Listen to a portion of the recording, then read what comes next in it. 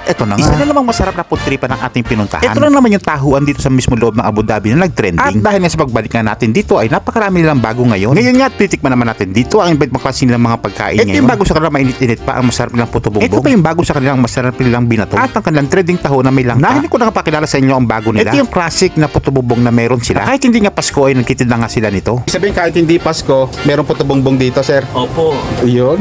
Nilagyan ng nyog sa ibabaw. Naglagay din sila ng asukal. May kasama rin yung condensed milk. Sa dami ng cheese nga sa ibabaw nga ito, tinawag nga lang siyang overload puto bongbong.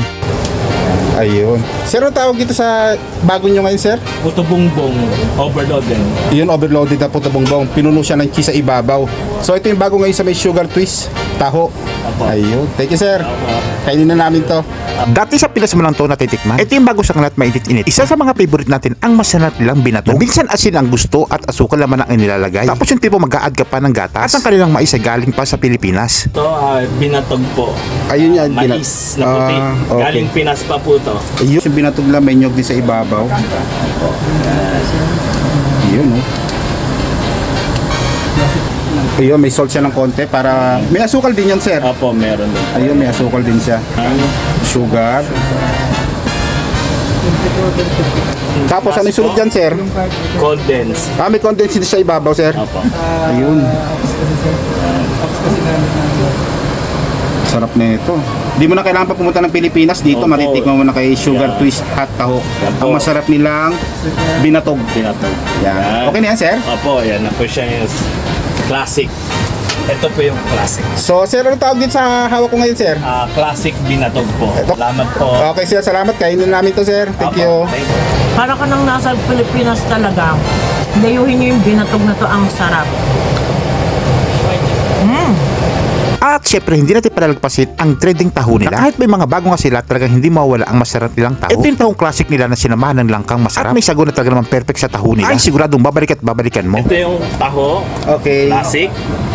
Ito yung pinaka-classic taho nila. Tapos talagang literal na makikita yung tinatakal talaga yung taho nila. So hindi nyo na kailangan talagang pumunta ng Pilipinas, dito lang sa UAE, dito kay Sugar Hot Taho. Matitikman nyo na ang masarap ng taho. Ito yung pinaka-classic, meron din sila. Ito yung klase pa ng mga flavor. Okay. Tapos lalagyan po natin ng Ano naman yan, sir? sago. Ayun, tapos talagyan ng sago. Ayun, no? Tapos lagyan natin ng Ano yan, sir? Sunod yan. langka. Yung langka. May kasama na rin langka. Yan. Solid na ito, sarap na ito. Sulit dyan. Ito po yung tahok langka. Saan pala matatagpan itong taho yung langka, Dito sir? Sa Sugar Twins, Hamdan Street. Located po na Apollo Medical Center. Ayun, sir. Salamat sa kainin ko na to, Thank you sir, ha? po. Tikman naman natin ngayon yung bago nilang taho lang ka flavor.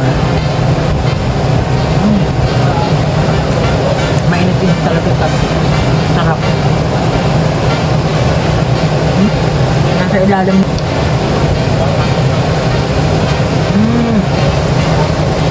Ang sarap. Pinaka-favorite ko sa lahat dito kapag bumaba na siya. Yung anib at panalo.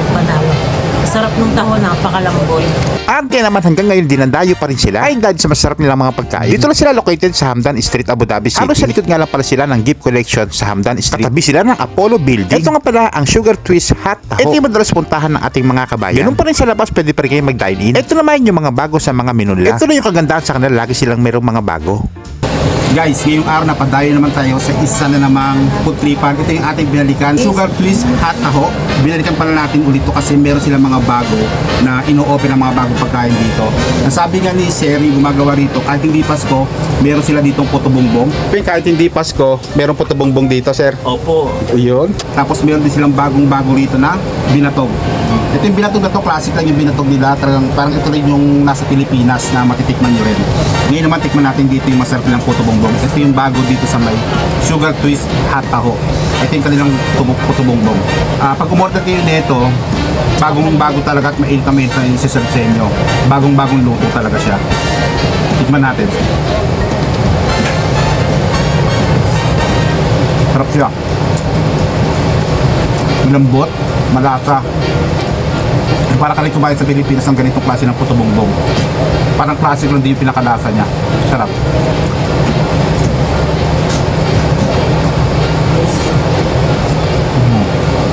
So ngayon, dahil kasi binalikan natin to, meron silang bago ngayon. Ito naman yung binatog. So ito yung binatog nila, classic lang din yung lasa nito. Ang sabi nga dito, yung mismong pinaka-mais nga nila ay talagang galing sa Pilipinas. Kaya yung lasa nito, sigurado, para kanila sa Pilipinas. Tapos yung ang binatog nila rito, meron na rin nyog. Yan, tapos may mga asukal. Depende sa inyo, meron din siya nilalagyan din ng asin. Di ba sa Pilipinas may asin din?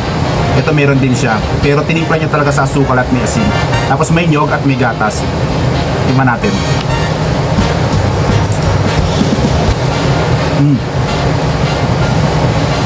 Sarap nga. Para kaming kumain sa Pilipinas. Yung mga nilalako, gantong-ganto siya. Sarap. Yun nga guys, dumayo na ulit kayo dito kay Sugar Twist Hot Taho dahil marami sila mga bago ngayon. Katulad ng puto bumbong, binatog, at marami pang iba.